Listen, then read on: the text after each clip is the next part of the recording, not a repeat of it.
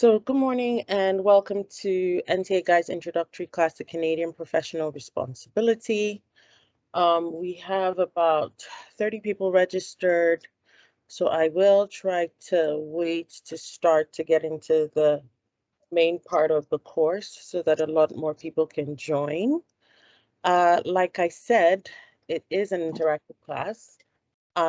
So I would still be asking you to introduce yourselves, and I would prefer if your cameras are on, so I'm not speaking to a black screen, please. And so that I can see who I'm speaking to.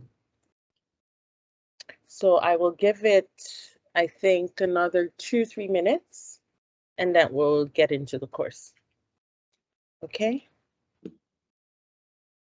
Hi, Jenny. Thank you. You're very welcome. So other people start joining. I was hoping to get, so first of all, my name is Funto. It's pronounced Funto.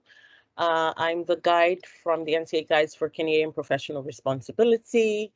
You can reach me after this class at funto@ncaguides.com. So if you have further questions that weren't answered, or you have further questions about the course or about maybe NCA Guides intensive class, then it's my name at ncaguides.com to reach me. And let's see, so housekeeping. Once I start talking, I would prefer if you mute your mics. We're still in introductions right now. Hello, Catherine. Please, hi. Please note your questions till the end of the class. Hi, good day. Hi, how are you? Good. So that because there's a whole question and answer session.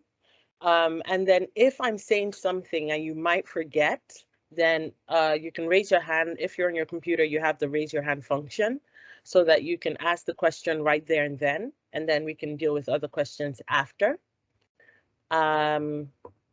And then I think the next one is, okay, so the structure of this class is what we're doing right now. We're doing the introduction.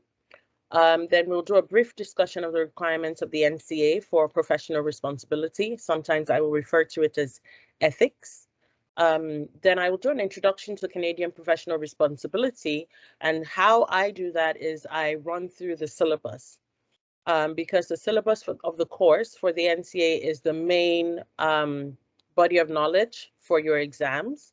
So I'm going to run you through the syllabus so you kind of understand what is expected of you and understand what topics you're going to be facing and what you're going to be seeing while you're studying for the course, okay? And then after that, there's an interactive question and answer session, and then we'll wrap up, okay? One second. Okay. So I'm still letting people into the class. So if you see me phase out a bit, that's what I'm doing. Okay, so brief introduction. It helps me to know who you are and who is attending so that I'm not going to a fully basic class if there are already people here who've done the NCAs and understand that. But if everybody's or a majority of people are fresh to the NCAs, then it's better to basically go down to the basics of the course and break it down, okay? So Jenny's on the screen, so I'm gonna ask her first. Who are you, where you're from, and something about your licensing journey, if you've done the exams before, and then we can get a feel for who's attending. Thank you, first of all. So yes, my name is Jenny, and I'm from India. I licensed there in 2017, and Okay. I practiced law in India for a year. Okay. So I was mostly doing the criminal law. Okay. Then I moved to Canada. In here, I hadn't started my NCA journey early, but I started during the COVID time. So Okay. I only gave one exam. Okay. Which is coming just recently. So I'm still waiting for my result. And other than that, I'm just going forward for the other exams too. Okay, perfect. So you face the NCAs, you kind of know what that is. Catherine, do you want to introduce yourself and give us a feel of where you're at on this journey? Sorry, I was just snacking on something, so I didn't want to. I didn't want to show my face. Sorry about that. I'm Catherine, and I think PRO is like my fourth exam. Okay. I've taken two, so I'm taking PRO and criminal now. Okay. So I'm from Nigeria, and In the store. sorry. No, Lois, go and show where your father irons points is in the store. Somebody's You are mic not doing on. anything. Let me try and mute this. Okay. It's on top of that place now. Uyosa. Uyosa. Hi. I've Yeah, we don't want the sponge. Okay. All right. So, okay. Welcome, Catherine. Let's see. Thank you. Do you want to introduce yourself?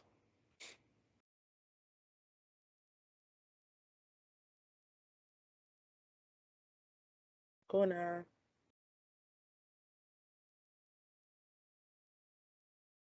Hi. You're still muted. Let me see if I can unmute you. Okay, perfect. Hello, my name is Ugona. I'm from Nigeria, and I started the NCA exam this year. I took the first one in February, that's contract, Okay. and I just took my admin law a few days back. So Okay. I'm How was looking that? it was okay, I believe. I Okay. also did the introductory, admin introductory class with you guys. It's So Kenny. Okay, perfect. Uyosa. Hi. Good Hello. afternoon from Calgary. Nice to meet you. Yeah, I'm Uyo trying to Sam get a from. feel of where you are at so that I'm not saying some things are too basic if everybody's already on the NCA process. So I'm just trying to know who's in the class today. Oh, this is my first time. I just got access to write my NCA exams. Fantastic. So yeah, someone sent me this link that NCA guides. You guys are fantastic. That I should just follow you Okay. to have a maximum success. I Fantastic. practiced law in Nigeria for over 18 years before relocating here last year. It's good to be here. Good. Perfect. Nice to meet you. Thank you. Anita, you want to do a quick introduction? Hi, my name is Anita, and I studied law in Nigeria. This is my Okay. second paper. Sorry, I'm unable to come on the video. I'm in lesson mom. That's okay. Thank you. All right. There's somebody called DP External. I'm sure you know who you are. Hi. Okay, Hi, hi. good morning. I'm Dave actually, and I'm diving into this journey of NCA, and I'm very excited with this. I have Okay. heard of one sessions that was on the administrative law, and Okay. right now I'm quite interested in going into this journey with definitely you guys. So I'm definitely looking forward to this session. Fantastic. Thank you. Perfect. All right. Nice to meet you. Essay.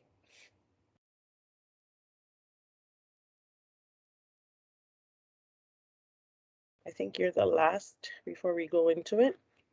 Just to add that I did my admin with Kenny. Okay, fantastic. Kenny's really good. He loves admin. Essay, you're the last on the list. Before we go in, anybody who joins after this, we wouldn't have time to go into it. It seems like we have a good mix of people who are just starting and people who've already done a few courses. So it's not like we're introducing the NC exams to you from scratch. I will be introducing PR to you because that is new. You're just doing that for the first time. And let me see what's next on the list. So I did a structure I explained. I don't know, some people are just joining. We're just done with the introduction. I'll give a brief discussion of requirements of the NCA for PR in particular, and then we'll do an introduction to the course itself by going through the syllabus. And then we have the interactive question and answer session after, so that you can ask me questions and clarify anything that you would need to clarify. Okay, so this means that we need to go to the syllabus now. So there are 4 main sections. And what I have to remind everyone, the difference between PR and all the other courses, there's somebody coming to the class. Hold on, once I pause like that, I'm just trying to add someone to the class. Okay, perfect. Okay, so the difference between PR and the other courses like admin, all you need is the textbooks, the case laws. Courses like criminal law, you need the criminal code, and you need to take that into the exam. for PR, you need the model code. So there's a model code that has been put together for the whole of Canada, for every province. It's Canada-wide, so it's not focused on any particular province. And that's a model code that you're going to print and take into your exams. It has the rules of ethics. It has commentaries. The commentaries are going to explain each rule specifically. And then you have the textbooks, and you have some of you use tutors notes, which I know. There are tutors notes on our websites. There are other fantastic tutors that actually create notes from the textbooks for students as well. But what I will do now is I will stop sharing this presentation, and I will take you to the model code itself and to the syllabus. So I'll take you to the model code first. I'll show you where to get it, and then I'll take you to the syllabus, and then we'll run through that, okay? If you're just joining, I asked if we could please put on our cameras so that I can see the people I'm relating with and the people I'm speaking to, and I understand if you actually get what I'm saying or don't understand it. I should be able to tell from your expressions, right? So this is the website for the Federation of Law Societies of Canada. They're the governing bodies for all the law societies in all the various provinces. They are the ones that put together the model code. The best way to find the model code is actually to do a Google search. But I'm going to try to do it and search from their website and see if we can find it there. The model code is free, and it's just to be downloaded. So you download it, you print it, because you're going to be taking it into the exams. 39 results, implementation of the model code. So 2021, there's a new one. So I don't think the 2021 would be the most recent. 2015, 2022. And they marked the changes last in 2022. There's a 2023 change as well. So let me keep checking. So what most people do is they just go to the website, or they go to Google and they search it. If you go to Google and search it, usually it brings up the most recent code. Model Code of Professional Conduct by the FLSC. And here it is. So here is highlighted the Model Code of Professional Conduct version with the most recent changes documented. I've already gone through it, and so if you haven't seen the model code before, let me enlarge it a little bit so that you can see what it's like. It has an introduction.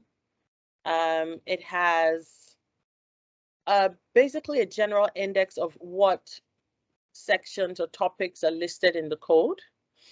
And it goes further to break down these rules into the specific rules. So the first rule, Rule 1.1-1, is the rule that talks about definitions. And I think there are about 9 definitions in this model code right now. So associate, client, conflict of interest, consent. I always tell candidates that if a phrase has been defined in the model code, although they don't want you to write the rules word for word, it's beneficial to actually note in your exams that that particular thing was defined and this is what it was defined as. Because if they define only 9 things in the whole of the model code, which is about 90-something pages, then it must be important for you to note that there's a definition for it and you know what it says, okay? So this is the model code. I would say go and download the one I just clicked because that's the most recent one. And the most recent changes that were made to this model code is it has to do with the section on harassment and let me see what it's called. I think defamation and harassment. So before, in the past code, it was a general, discrimination and harassment, 6.3. And you can see that it's crossed out. So that's a section that was updated. The last version of the code, it was just a general statement saying this section will adhere to all,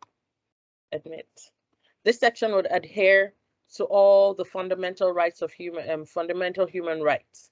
But they've actually gone into that section and actually spoken about harassment from clients or clients harassed by your lawyer, or colleagues, harassment from colleagues and what to do, and just basically broke it down and basically focused on it instead of giving an overarching statement and saying fundamental human rights. So that's basically the newest change in the model code.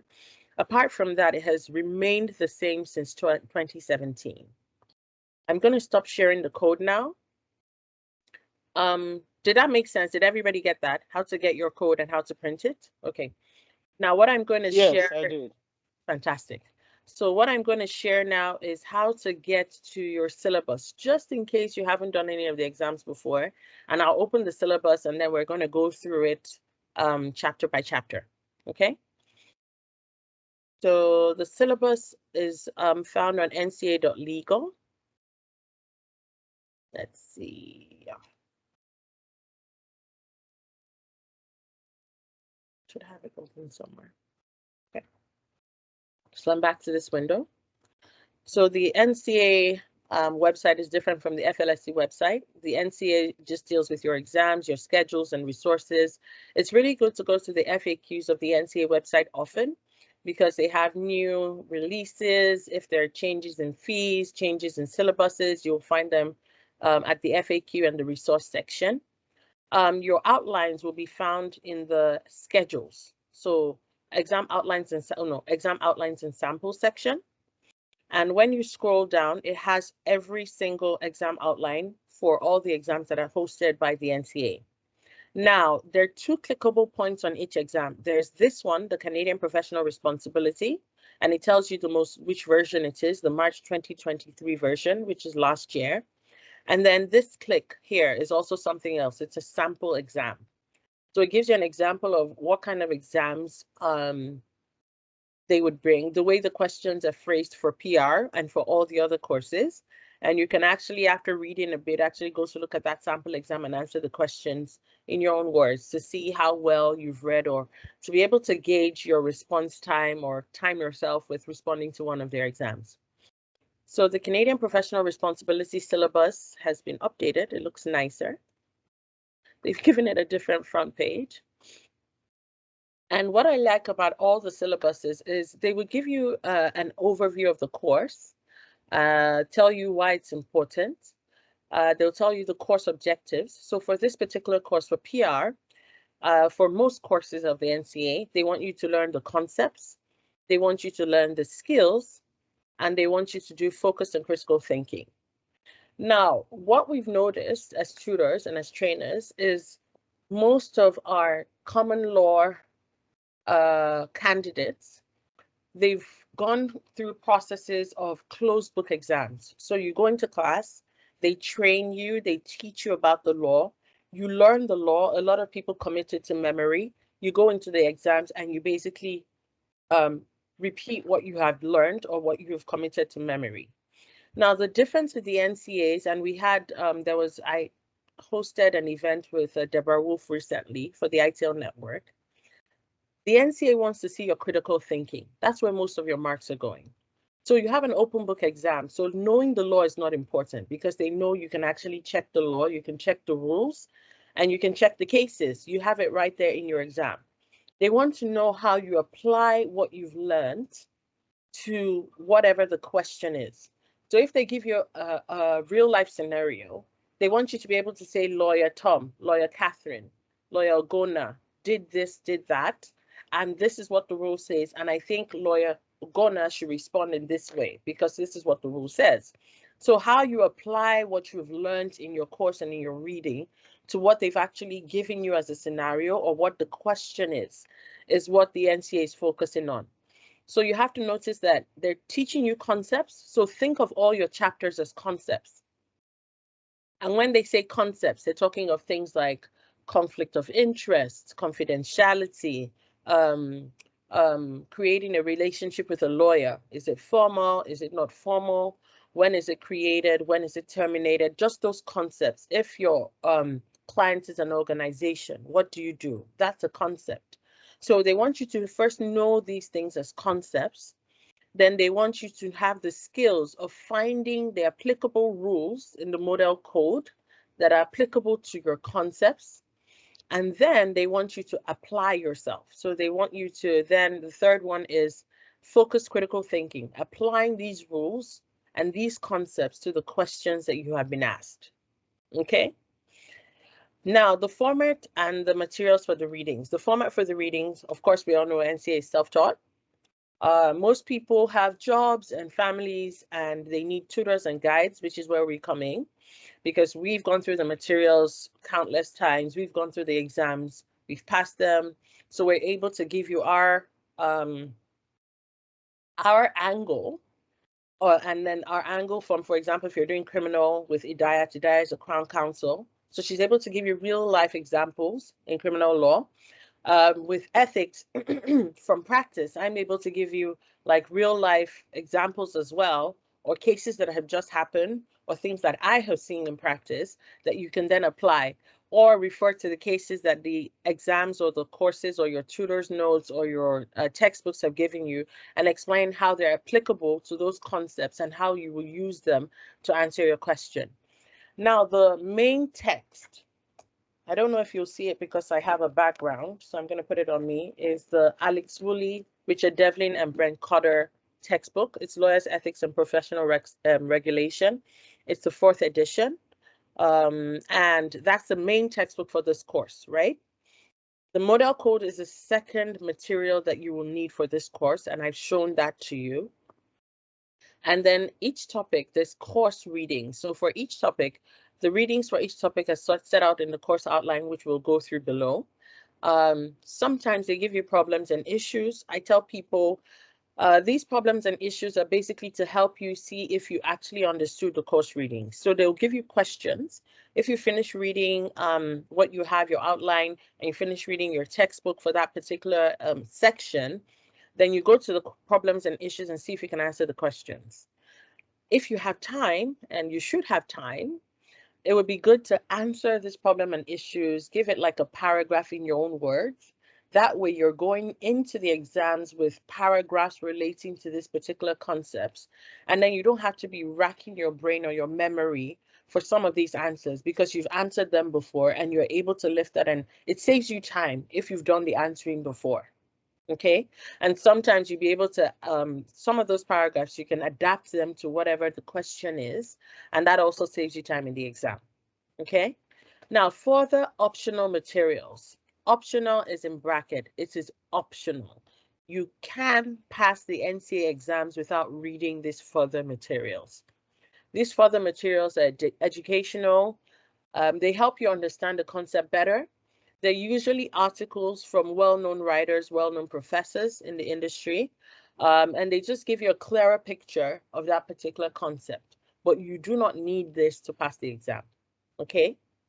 One of those is, for example, the article from Alan Rousey, Conflicts of Interest in Canada. He did a good breakdown of conflicts of interest, and it's good to read. But I would say finish reading your textbook, finish reading your tutor notes first, and then you can refer to the further optional materials.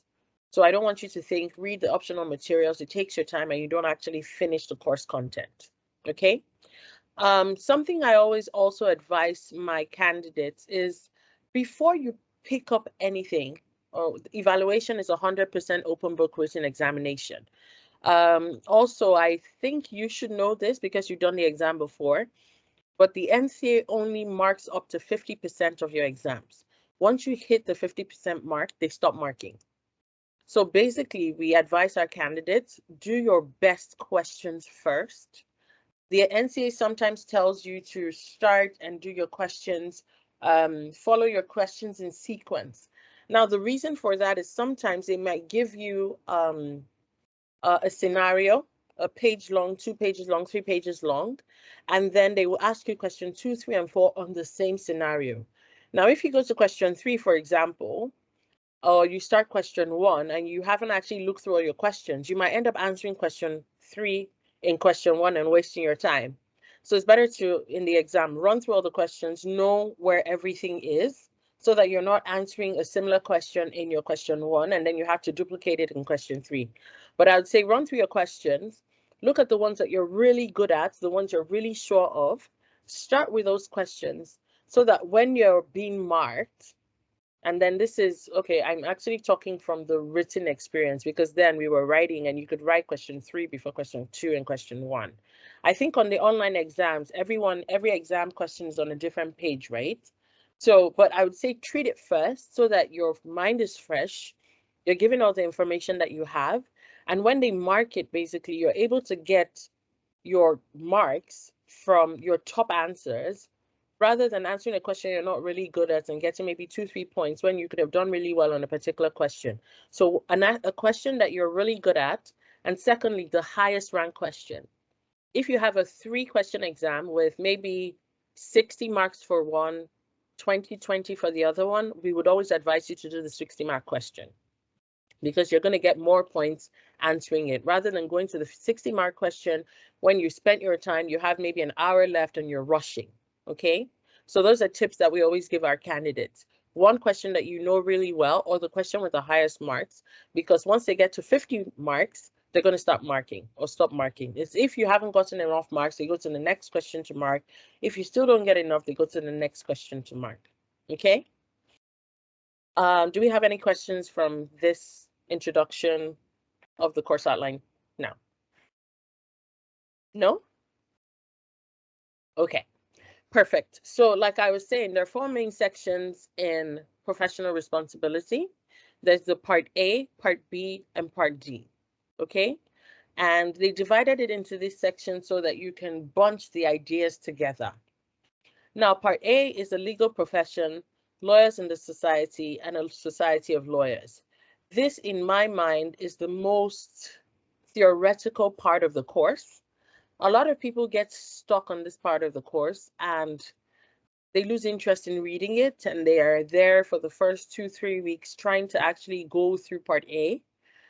It's good to do part A first. Some people jump it, go to part B, C, and D and come back. It's good to do part A first because it gives you a good foundation of what ethics is as a topic before it teaches you what legal ethics is. And then it teaches you why we're actually even focusing on ethics as a course in law at all, and why the NCA is asking you to sit this course.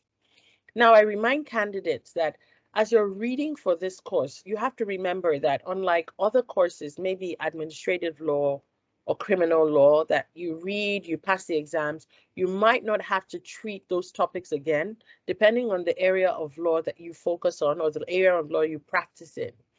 With professional responsibility and ethics, it applies to every aspect of your practice once you become a lawyer. You have to remember all these rules because there are so many people that have lost their license because they contravened something that was in the rules. You're a real estate lawyer, you get money put in your client's account, you remove your lawyer's fees ahead of time or before the time that is assigned for you to do that. It's a breach of your responsibility. You can be reported. And depending on what the what your disciplinary board comes up with, what decisions they come up with, you could get suspended or fined, and all these things are applicable to you in your daily practice as a lawyer.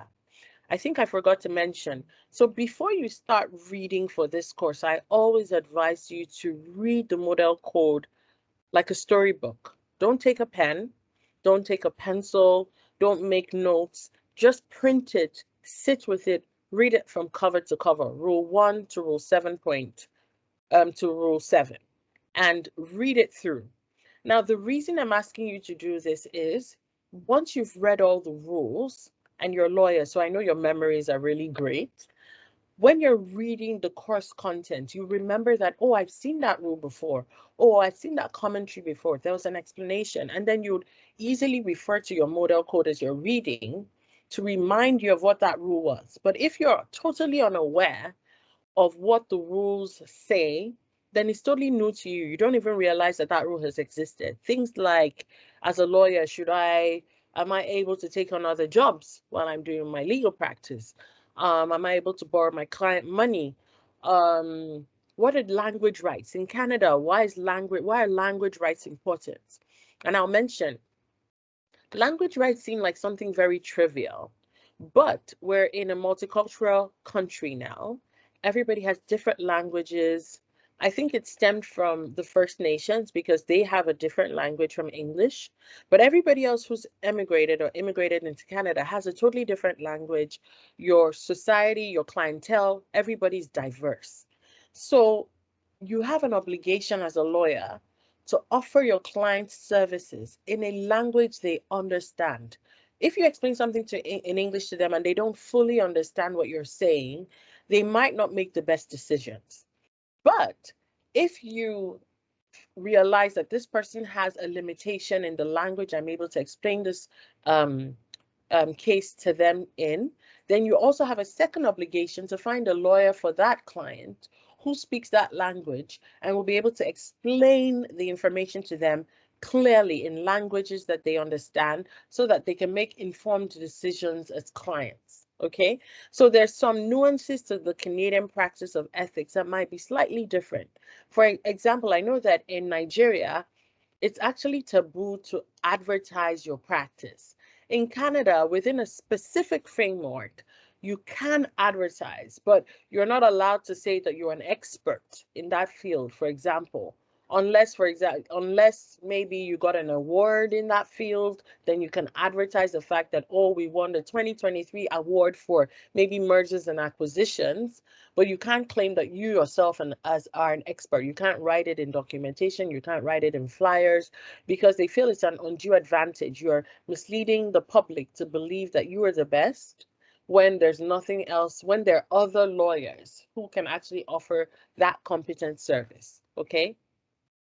So like I was saying, there are 4 parts in professional responsibility. I'm just going to refer to my notes so I don't keep scrolling up and down on the screen, okay?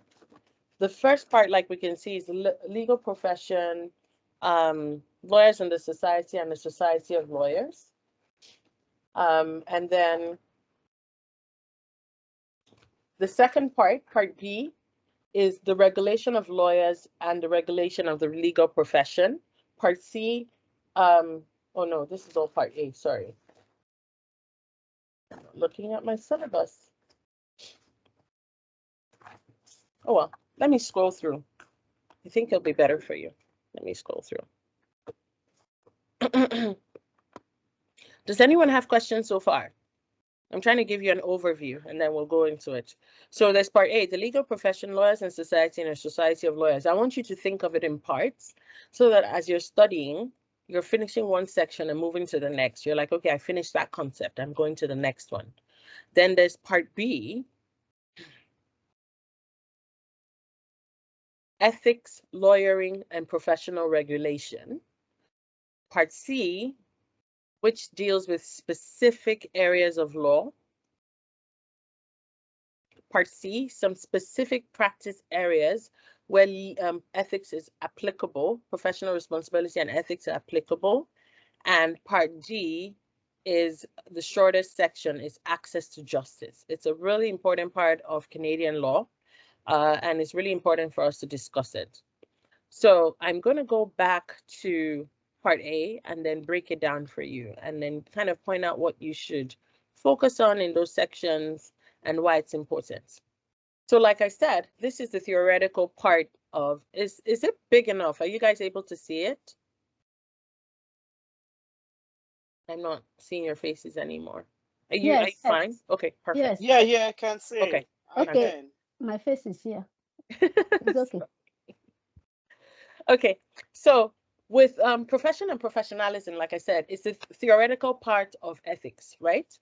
They ask you things like, what is a profession? What is public interest? The role of lawyers and profession in the legal process and the society, law as a business. So they first tell you law and law is a profession. They explain to you what a profession is.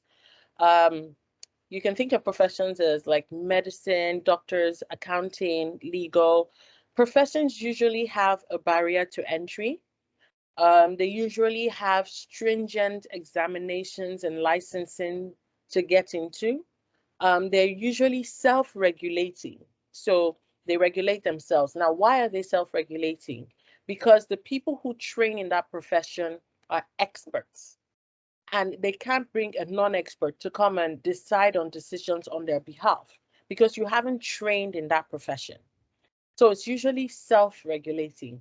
Now, why does the society allow professions to be self-regulating? Most professions have the public interest at heart. So they're helping the society, they're helping the general public.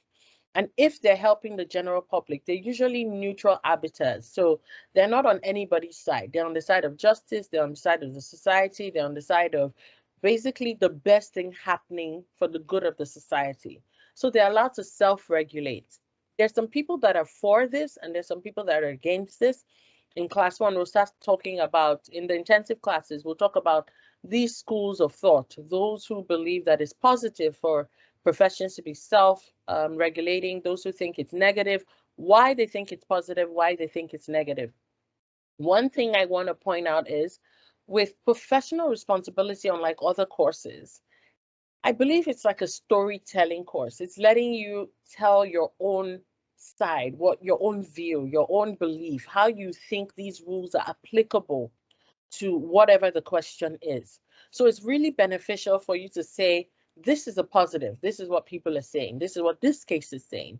This is a negative of this particular thing. This is what people are saying. This is what articles are saying. This is what they're saying.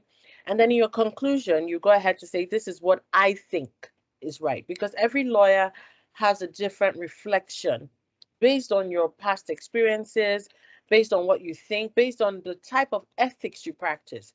So this part would also tell you about different type of ethics, Kantian type of Kantian law, pluralism, the different types. Are you a value ethic practitioner? Do you think that all things should be good? Do you think that you should veer to the side of what is most beneficial to the most number of people in the society? Do you think that things are good and bad and things are black and white and I just have to stay on the side that is right? Do you think that laws are written and once a law is written, we must abide by that law? Even if you feel like your morals and ethics veer a bit from that law, but you're just a believer in things that are written that are black and white, you just have to abide by the law. For example, that abiding by the law, you go to a location, maybe what do they call a casino, and the rule is children must not be allowed in, or children must not sit at particular tables in that casino, right? The rule, that's what the rule says. If you're one that abides, if you're an ethical practitioner that abides by what the rule is, you will separate a parent and the children because that's what the rule says. Whereas if you're one that looks at value ethics and says what is right, you might say, oh, family should not be separated. I understand why they want children separated from adults, but if they're with their families and they're being monitored by their parents, I think it's okay for them to actually sit at this table. So ethics is actually personal. Your reactions to different situations and scenarios will be personal. And because of that, your conclusion for your question should always have your take, your belief, and what you think the conclusion of that should be. So a lot of the time you might get questions that would tell you this thing is wrong. Oh yes, it is wrong because the rule says this, and I've seen that it is wrong. Professional responsibility isn't stringent, so it doesn't always say this thing is wrong and this lawyer must be punished. There's always room for a cure. I call them cures. So they will give you a list of ways to correct that issue. For example, you have a conflict. How do you correct your conflict? So they'll give you a list of things that you should abide by and a list of things that you can follow that will correct that issue that has arisen, that ethical issue that has arisen. But upon concluding, it would be great to say, now that I have followed those rules and I have corrected it, it shouldn't be an issue anymore. Or I don't think this thing is an ethical issue. I've done all the tests, substantive tests, I've done all the checks, and I don't think this thing is an ethical issue. It doesn't arise because I've checked it. So you always have to have a conclusion, okay? So D says the law is a business and law is a profession. It talks about if law was just a profession, we might not really have to focus on the ethics of it, but you also have to look at the fact that law has evolved and law is now a business. In the original practice of law, lawyers were paid anything. They would go and defend the society, whatever that person had to pay, they would place it. If you have been told about the gown, your wig and gown upon graduation, there's a little notch at the back that looks like a V that hangs at the back. It originally used to be a bag. And that's where people used to place money and fees whenever they paid their lawyers. But we have moved on from that. Law is now a business. So not only are we thinking of law as a profession and all the things that a profession comes with, we're also thinking of the business of law. How do we make it profitable? How do we practice? If I leave one particular legal business and I go to another, and I've been exposed to a client's confidential information, how do I act in my new firm with this new confidential information? What do I do to make sure that my law as a business doesn't counteract my responsibilities as a professional? So it's just understanding that balance between law as a business and law as a profession. Is it a one or the other question? What is at stake? So in this kind of discussion, sometimes this comes as a short answer question. You tell them what law is as a profession, what law is as a business. You tell them whether they counteract each other or whether it's a balance. Just a tip, it is a balance, because all legal practitioners, even if you're a single practitioner, your law is a business and you have to practice as a business. You have to understand the management of law, how to keep your clients' funds, how to keep their money, separate the monies. You have to learn about all of that, okay? Then E says the power, opportunity, and responsibility of lawyers to the society. In the 1800s, lawyers' responsibility, lawyers were seen as zealous advocates.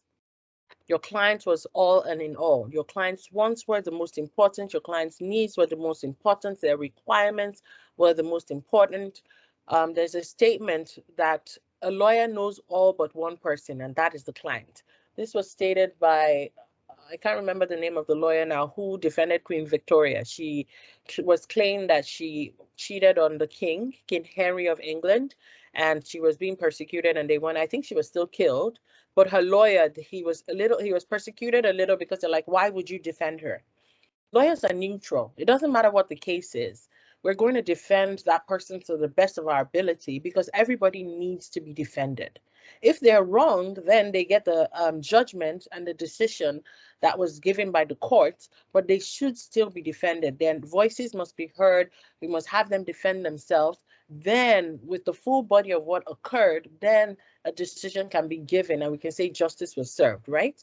So in that time, it was your client is all and in all, but we're kind of moving from that zealous advocacy. We're moving to a sustainable advocacy where we're thinking of things like the public interest. We're thinking of our client. We're thinking of ourselves as lawyers. We don't want to spend waking to like from dawn to dusk treating our clients' details. We all have needs as well. We have beliefs. We have things that we're good at. We have to look at what our responsibilities to society are, what the power that we have is, and what opportunities face us, right? Then it goes on to legal ethics.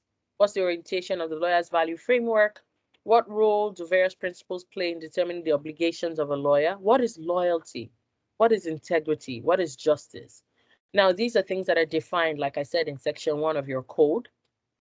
And a lot of it goes down to what is a competent lawyer. There's a whole section on the competency of a lawyer in the model code. And a competent lawyer is loyal. A lawyer is loyal to their clients. So there's something in R and Neil you learn about the three C's. That when you're loyal, you have to protect. You must not have any conflict of interest. You have to. So the three C's right now is not coming to me because I was talking about something else entirely.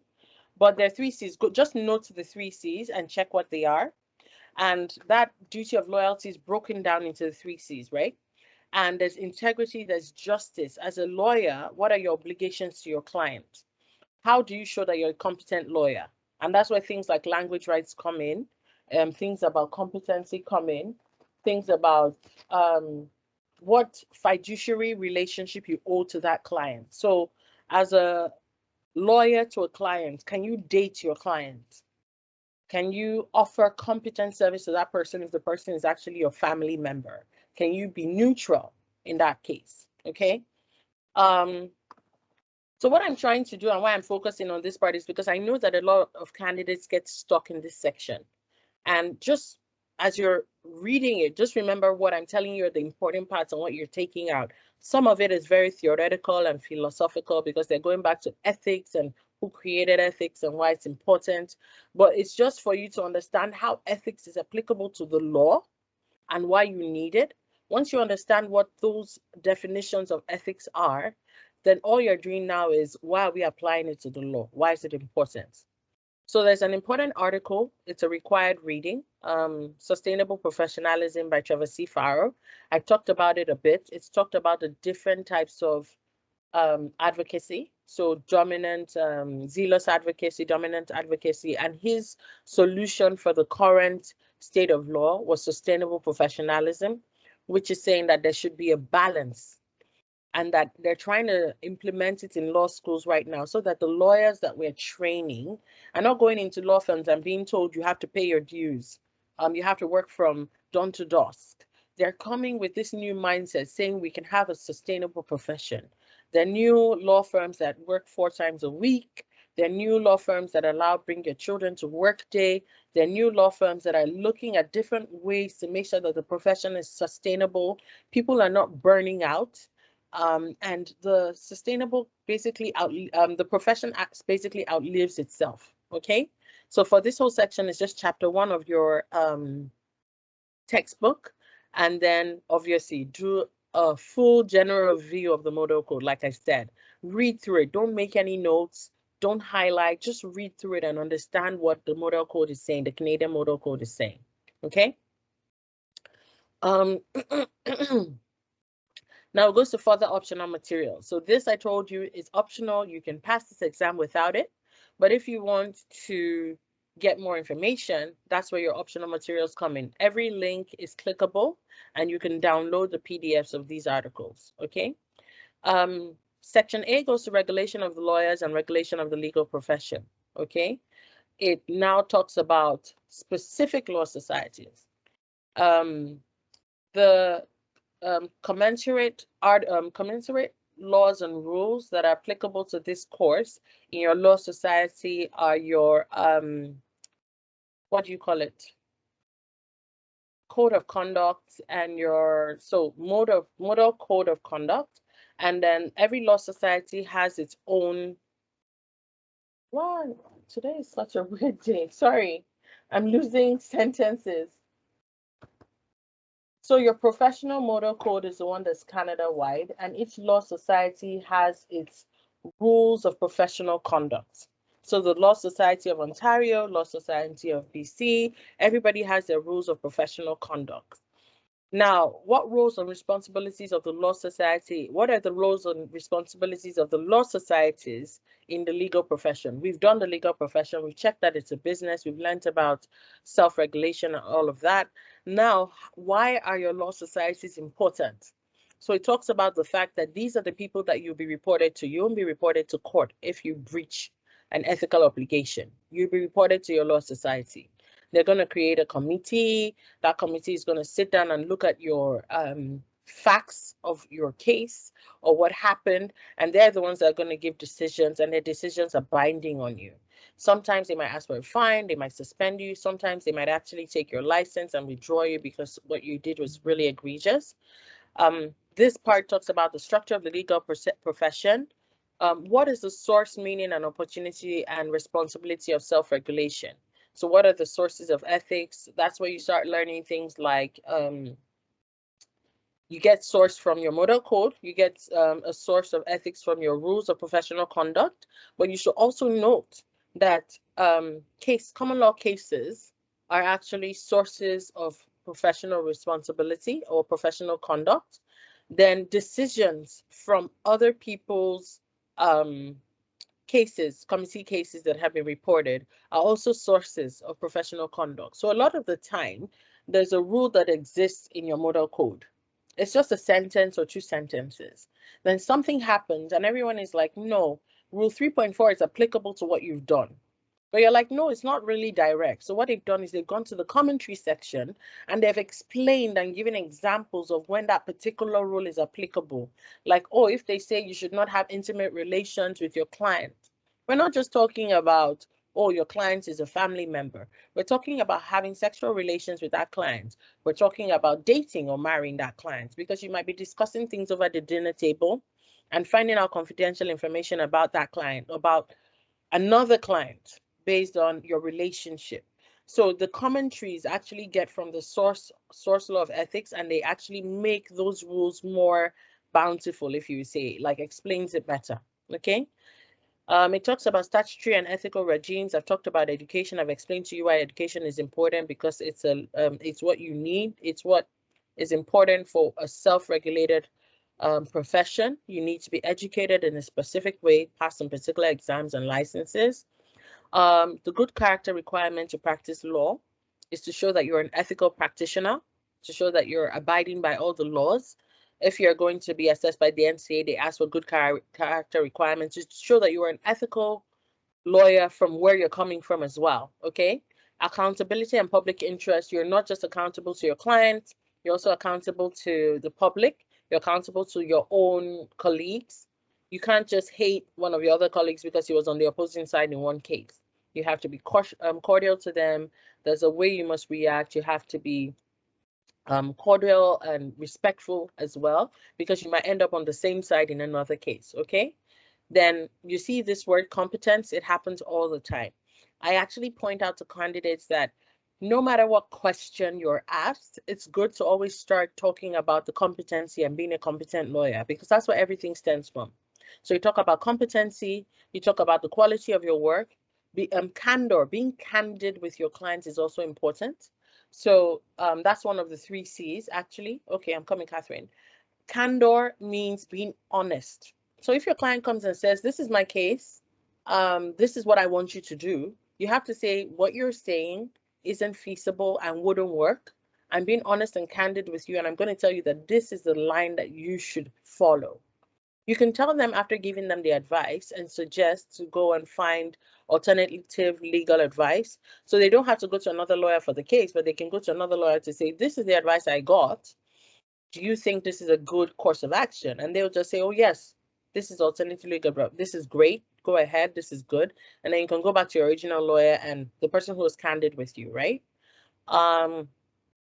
It talks about unauthorized practice. I've explained language rights as well. And something that came up recently, equity, diversity, and inclusion, talks about the fact that regarding clients and the legal profession, so you should always know that all your clients or the society at large, the people that you're helping are from a diverse backgrounds. They're all from diverse backgrounds. You have to understand these diverse backgrounds so that you're not coming only from your background and looking at their case from your end.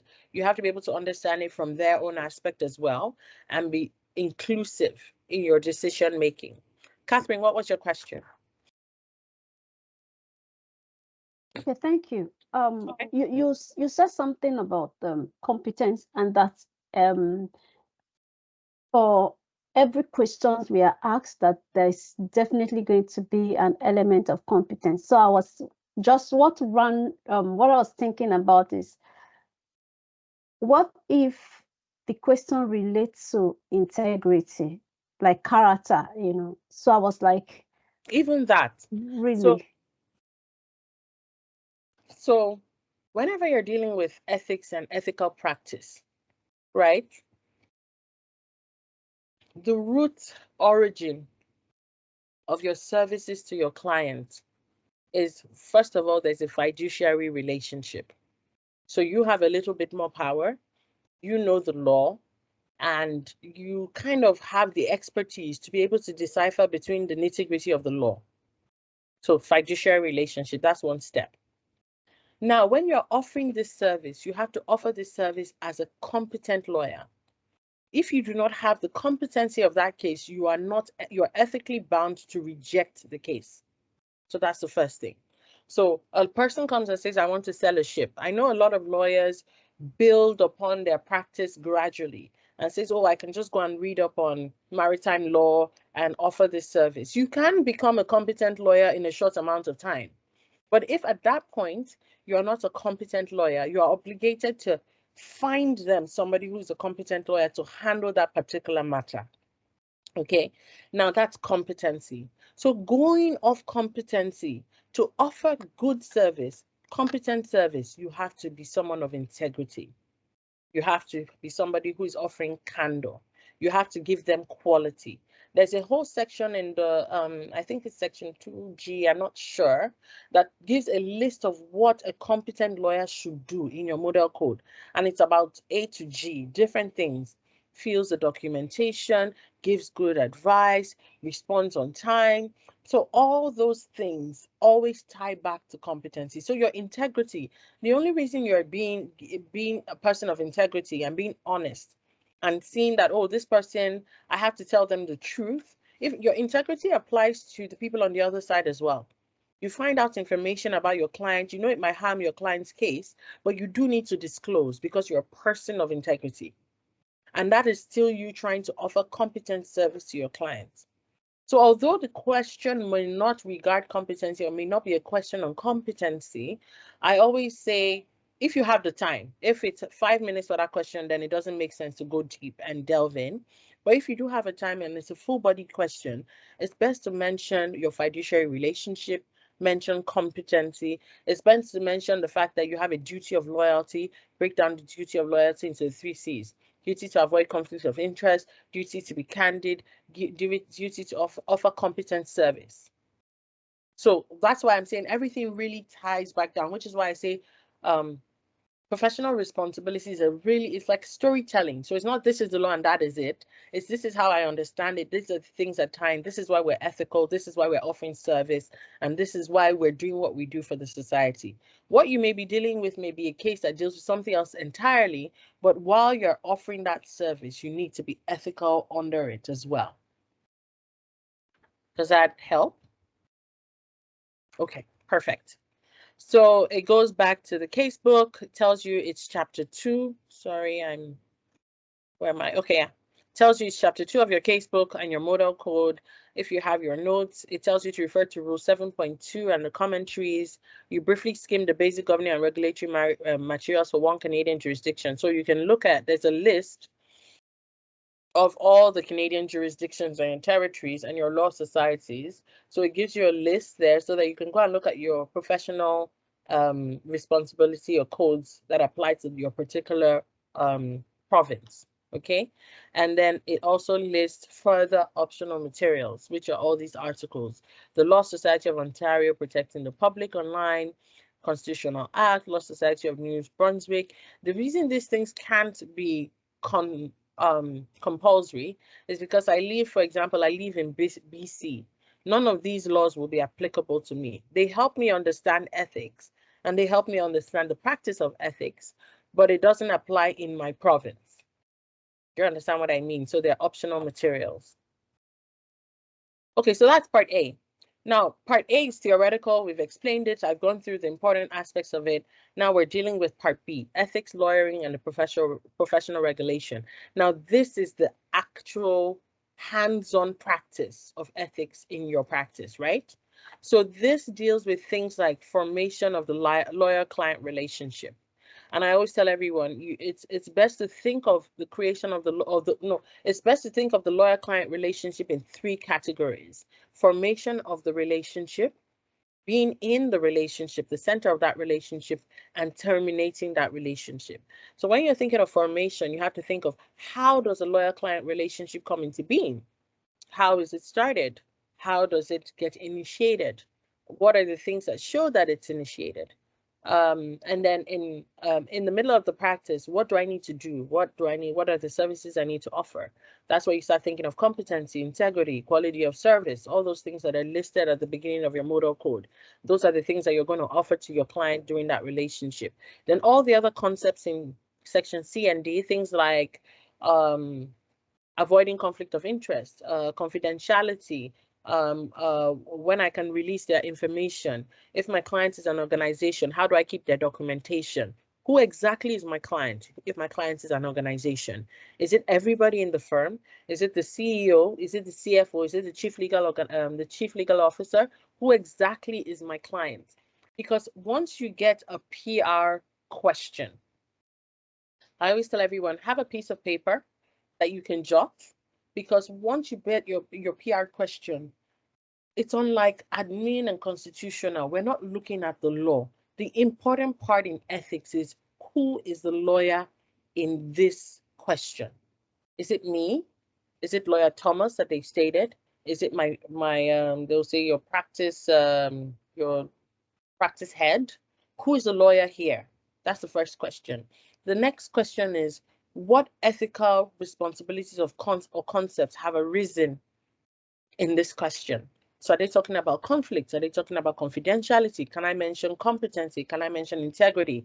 Can I mention the fact that, the law is a profession? Are they talking about self-regulation? What is the concept in this question? Once you've dealt with that and you've written that out, the next thing you're looking at right there and then is, has there been a breach of any ethical responsibility? Because that's what ethics is about. So this is what has arisen. These are the list of things. Did anything in this scenario or in this question say that any of these ethical responsibilities were breached? If they were breached, then you have to now start talking about, okay, so what does the model code say we can do to cure it? If it's not a breach and they want you to explain a concept like self-regulation, then you start talking about things like barriers to entry. These are the things that you need. Some people don't like self-regulation. Some people are for it. Why is it good? Why is it not good? And then you give your own spin on it and conclude. So all of that is dealt with in when, like, the central part, your lawyer-client relationship, all the services that you offer. Then when can you terminate this lawyer-client relationship? When can it end? Can I end it today if there's a court case tomorrow? Can I end it if the client doesn't pay me? If they don't pay, what are my responsibilities? What do I need to do if they don't pay? If I realize that my client is the person who actually killed that person, can I withdraw if it was a murder case, for example? So that's what this section talks about. And the issues they gave you to consider are, when does a lawyer-client relationship come into existence? Now, this is very important because this applies to the concept of confidentiality. Now, most people, I could ask somebody, Jenny, when do you think a lawyer-client relationship comes into existence? Let me increase my screen here. I think it starts when we sign the retainer. Okay. All right. Maybe Okay. before too, So, like when they come for consultation too, it's just like they're not obliged by it. But when we officially sign the retainer, that's what I'm thinking. then they oblige. Okay. So I'll give you a tip now. Now, most lawyers, we're very black and white. We sign contracts. We anything that we decide upon, we sign a contract. You sign, I sign. Oh, the contract is firm. Now, with ethics, on the other hand, and your professional responsibility to a client, your responsibility to that client arises as soon as you get any information from that client.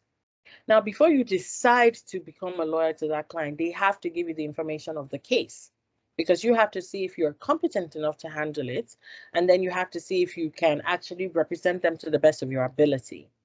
Now, the problem is you haven't signed a retainer, but you now hold confidential information on behalf of that client. Okay?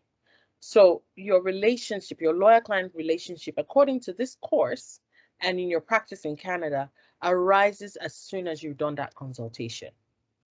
Now, what are your responsibilities to this client under confidentiality? And that's what the model code is explaining. Once confidential information, if they ask you a question about confidential information, you'll see it in your notes and you read about it. The first thing they want you to know is they want you to be able to differentiate between confidential information and privileged information. Okay? Confidential information is applicable to ethics. Privileged information is information that's applicable to evidence, case, documentation, a particular issue that you're dealing with. And privileged information rises at the start of the case and terminates upon termination of that case. which means I will keep it privileged all the while that we're handling the case. But once the case is closed, it's no longer my responsibility to keep it privileged. If anybody else releases that information and then I happen to discuss it, nobody can hold me accountable and take me to court for releasing information. You can be reported for breaching confidential information for the entirety of your life. So once you have confidential information of a client, you have to keep that information confidential. You cannot share with anyone. You cannot release it to anyone. You may not take that client on as a full-time client. You may never sign a retainer, but that information remains confidential. So in ethics, when they say when does a relationship arise, it arises as soon as any information is passed from the client to the lawyer. And that information must be kept confidential, and it must be kept confidential for the entirety of your life. You have no time frame to release it. So I think of it as a concentric circle, a big circle with a smaller circle in the middle. The smaller circle is privilege, and that shows that it terminates, it's small, it's just information, it's documentation. I'm handling an employment case, all your employment records, all of that is privileged information for the duration of the case. But everything else, information like you're having marital problems with your wife, confidential information. I'm not to discuss it with anyone, I'm not to share it. There's actually a case in your notes where a man was handling a case for a client, another man, and he found out that he had marital issues with his wife, right? Now, the thing is, that wife worked for this lawyer as his receptionist, and that was confidential information. One of the rules in your model code tells you that you cannot use client information to enrich yourself. You cannot use it for yourself. You cannot share with a third party. You basically cannot benefit from it in any way. But this lawyer benefited from that confidential information and started dating his client's wife because he knew they had marital issues. It was reported as an ethical breach of confidential information, and he had to face the consequences. Okay? So knowing when your relationship with a client starts and initiates, which is why I say you have to think of it in three segments. When the formation of the relationship starts, what your responsibilities are during the relationship, and when you can terminate. Okay? So that's just one of the things that you should note while you're reading this section. Okay? What choices are available to the lawyer in respect to accepting clients? Can you say it's against my religious beliefs, so I'm not going to accept this client? What's the significance? Here they also talk about advertising and marketing. That's the case of Jabor. What are the motivation of lawyers and techniques they use, including marketing and advertising to acquire clients? What is good? What can be done? What shouldn't be done? What are the larger values? What larger values do they advance or undermine? What circumstances lead to the termination of a relationship? So those are the things that you should know when you're reading. It's also chapter 2. And here it says you should read the preface and the definitions of the model code. It's not a suggestion. It's not, I know the preface of most documents aren't important, but it's important for you to read the preface of the model code. I think they refer to the American Professional Responsibility Code as well, and something that was said by one of the presidents there. It's just information that you can have to apply to your answers when you're using them. So please make sure you read the preface and the definitions. You should have read it when you're reading the model code at the start, but just in case you haven't, it's part of this chapter, okay? Now, preservation of client confidences. I already mentioned confidentiality. This concept, what they want to know here is, can you differentiate between confidentiality and privilege? Can you differentiate and tell whether this scenario is a confidentiality issue or it's a privileged issue? When does it come into play? When are your obligations? When can you release confidential information? There are some exceptions. So in PR, like every other aspect of law, there's a general rule and there are always exceptions.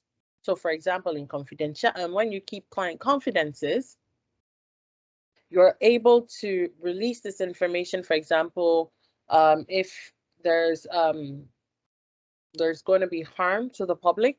For example, your client tells you he's going to strap a bomb on himself and he's going to go to a mall and detonate the bomb. That is going to affect the public. People are going to die. You're allowed, and that's an exception, when you can actually release that confidential information.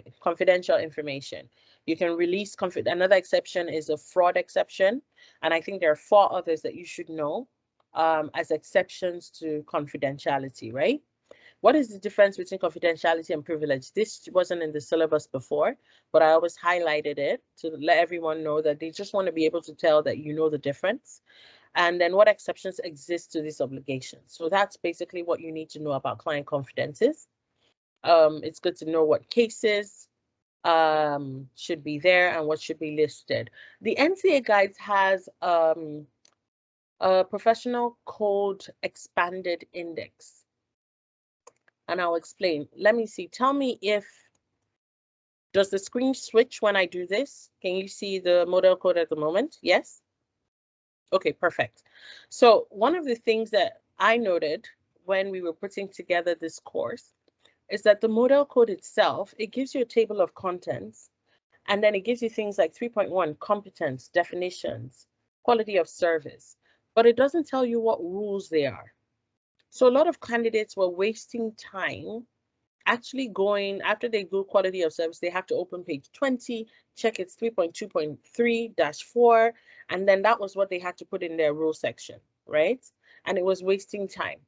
So what the NCA guides did was we created an expanded model code where each particular rule is listed. So we've expanded this index so that under competence is 3.1-1, 3.1-2. So by scanning the introduction or the content, you're able to pull out your rules in the rules section. I'll explain more about the rules section when we're, I think at the end of this, after going through the syllabus, I'll explain about the rules section and IRAC, okay?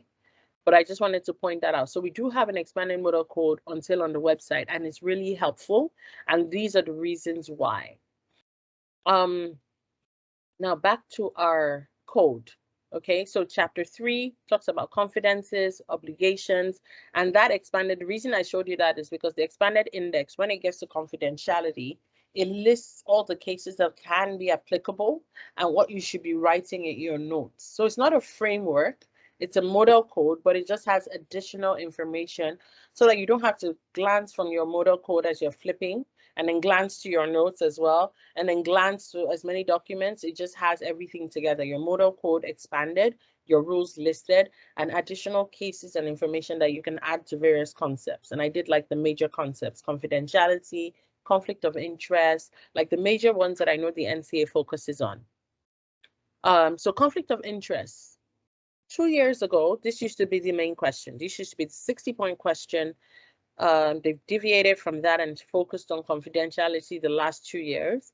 I don't know if they're going to switch their system now, but of course, if you join the intensives, we're going to do the whole course. So it doesn't matter where they focus on, you're going to be fine. But conflict of interest was a really tricky part of law because it actually listed when conflicts come into existence. So when does a lawyer-client relationship come into existence? We've talked about that. And it's good to know that because from that point, you're going to be able to know if there's a conflict. So if, for example, you're representing Tom and he's trying to get a divorce, and Rianne comes to you, I would like you to be my lawyer. And you're like, okay, fine, tell me about what you want me to represent you for. And she mentioned Tom's name and she's like, Tom is my husband and we're trying to get a divorce. And I would like you to represent me. You already know there's a conflict from that point, even before you sign the retainer. So you're able to declare the conflict. And sometimes, based on the cures, you might be able to represent the same 2 parties in a particular case. So one of the exceptions, the general rule is that you should not represent both clients once a conflict has arisen, and that you must declare conflicts. Now, the exception or the cure is that you can seek consent from these particular parties to represent them, because conflict can arise with current client to current client, former client to current client, or you and the client. So there are 3 instances that conflict can arise, right? So if it's a former client, for example, you worked in an old law firm, you've moved law firms, you're about to represent somebody else, but the person who's on the other side, you remember that you represented them for something else and you have some confidential information. You can either reach out to that client, ask for consent to represent this client to say, well, the matters are totally different. I'm not going to be using any of the information I have for this case, right?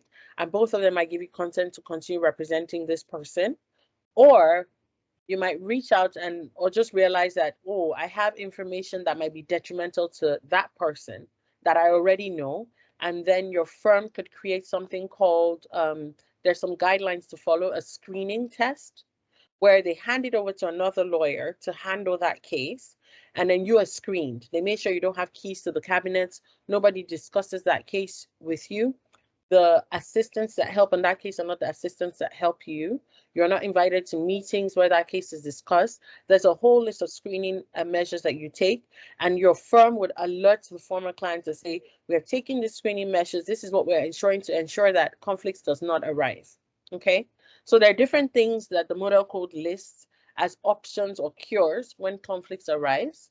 There's a discussion of what's the origin of conflict of interest, what are the sources and types of conflict of interest, client loyalty. So here the R and Neil case comes into play, where you talk about the fact that you owe a duty of loyalty to your client, and this duty of loyalty, every time you mention loyalty, you mention the 3 C's: duty of candor, competence to support your client's cause, and then duty to avoid conflict of interest. Those are the 3 C's that help you offer your duty of loyalty to your client. Then if you're changing firms, like I just mentioned, what are the potential conflicts involved with law students and lawyers? If you're an articling student, how do they handle those conflicts? What are the remedies, which I call cures, that you should do in those particular instances? And then when do you withdraw? So there are 2 tests, the substantive interest test and the bright line rule test, that you have to conduct to make sure that you are not. So you've seen that a conflict could arise or a conflict could exist. There are 2 tests that you conduct to make sure that you are not actually in conflict, because you might do the first tests and the second test and be like, it's not actually a conflict and I feel I can still offer diligent service, right? If you can and you've collected consent from your client, you can actually still go ahead, and the word is concurrently represent the client. So there's a section in your model code that talks about concurrent representation of your clients, okay? So you do the 2 tests, you find out whether you can concurrently represent, and you can. And if you realize after the 2 tests that you cannot concurrently represent them, then you have the option of withdrawing from that case, because you may have already signed a retainer, for example. You have that obligation to withdraw. And you also have that obligation that I mentioned earlier to find competent representation for that client for that instance, okay? Then there's a discussion about the current balance. And in that discussion, you deal with the 3 cases. The Martin case, the Neil, R and Neil, like I just mentioned, and the Strother and McCarthy cases. In each of these cases, there are different decisions that occur because, like I said, ethics is very personal. So the decisions that occurred from each of these cases were different. So they want to know whether you're able to point out these differences in the cases, and whether you're able to actually come up with your own decision and say, I prefer how this person has stated it. Is it fair and efficient? Are these decisions fair and efficient? And come up with your own conclusion. There have been some short form questions on just this particular Martin, Neil, Strother, and McKetcher cases. Now, the best way to answer this J question is by reading this case, this Alan Rousey Conflicts of Interest in Canada. It is an optional material. And if you read the cases on your own, you should be able to give a good or balanced explanation. But I would say if you want to answer this question efficiently, it might do to actually download this Alan Rousey Conflicts of Interest in Canada article and read it, because it gives a really balanced explanation and balanced explanation for those 3 cases, right? And how you should respond to it. So that's case chapter 2 in your case notes, and model code chapter 3. 3.4 is a really large section of the model code. It's 3.4-1 up to -20. There's so many commentaries trying to explain conflict of interest. It's good to read them. 3.7 is important as well as the commentaries for conflict of interest, and it can be very dicey. It's the part I focus on the most in classes because people get a little bit confused by the rules. Why are there two rules? Is it really conflicts? When is there an exception? When can I go ahead? When am I breaching? So it's just us focusing on that during the intensive classes, making sure that if you see a scenario, you see that it's conflicts, you're able to say, oh, in this one, I'm just going to do an exception, or in this one, I'm just going to do a screening test, or in this one, I'm going to talk about the whole range of tests from bright line rule, what does it say, to the substantive rule in test, and then I'm going to tell them what my conclusion. So at the end of it, you still have to conclude and say, I don't believe there's a conflict of interest and I will go ahead and concurrently represent the client, or I believe that I cannot do my best to diligently represent this client competently, and as such, I will be withdrawing from this case. So I believe lawyer Jenny should be withdrawing from this case, depending on how your scenario is based. Okay. And then 4, the adversary system and lawyers as advocates. So like I reminded you, this section talks about the lawyer-client relationship. So we talked about formation of the client relationship. We're talking about concepts when you're actually offering this service. So we talked about confidentiality, conflict of interest. And another thing I wanted to point out for those who don't know, the NCA is not going to test you on anything outside the syllabus. So if they don't tell you to read those sections in your textbook, there's no point reading them. There's no point asking questions about other parts of conflict of interest. If it's not listed here, if it's not listed in your textbook, don't waste your time. There's a lot to cover in the short amount of time that you have, okay? So lawyers as advocates. This is a lawyer as a representation of the client. What are the issues to consider? What is an adversary system and its impact on professional obligations? Here, of course, to be an advocate, you have to have, like I said, fiduciary relationship. You have power over your client because you have more information, so you are representing them. Now, when you're representing them as an advocate, how do you act? You're candid. You offer services candor. You offer competent service. You give advice. You give them legal advice. There's a segment where you need to know the difference between legal advice, business advice, and a legal opinion. I don't think it's in the textbook, but when you're offering legal advice, you need to declare that it is legal advice. For example, you're the legal representation of an organization and an employee comes to you as a friend to ask for advice. If you look at the sample question, there's a question there that has a friendship, even though your friend worked for the firm you were representing, right? And she asked you for advice. You must always point out, the code says you must always point out when you're offering a legal opinion that it is a legal opinion. If it's not a legal opinion, you must let them know as well that you're just offering advice and this is just you as a friend or you as a person giving advice. So that they don't come back and say, I acted upon your advice and you're a lawyer and you owe me a fiduciary relationship and your advice was wrong, right? So you should be able to differentiate between that. If you get a scenario that you should be able to tell when it's legal advice to your client, if the person is actually your client or the person just asking a question.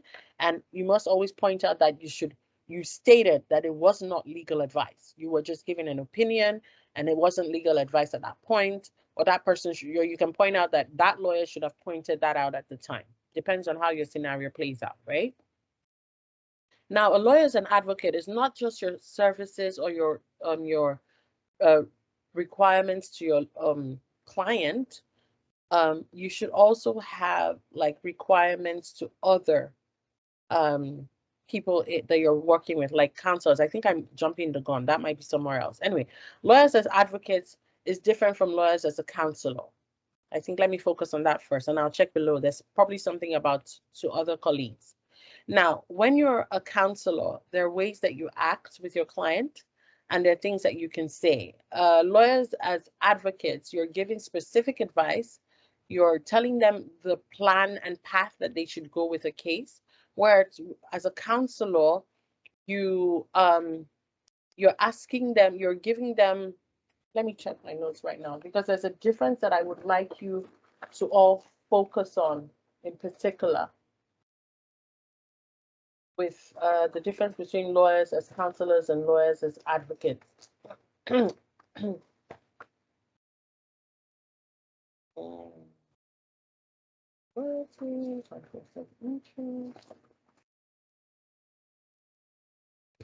Do you know what? I'll add it to the question section and I'll look for it and I'll read it out for you. But I don't want to slow us down now. So I'll just make a note of that and I'll mention that towards the end, okay? Because I'm going to have to go through my notes. So while people are asking me questions, I'll go through the notes and I'll point it out. Then duty of candor, truth and rights, right? Like I said, you have to be candid to your clients. You must always tell the truth. You must always let them know what their rights are as an advocate so that they're working. Don't say that you're just going to lead them. You must give them the full explanation of what they're facing so that they can take informed decisions. Okay. Let me see, is that too big? Okay. Then they talk about zealous representation, which I talked about in part A. You can zealously represent your client. But you can't doggedly represent them to do, even if what they're doing is wrong.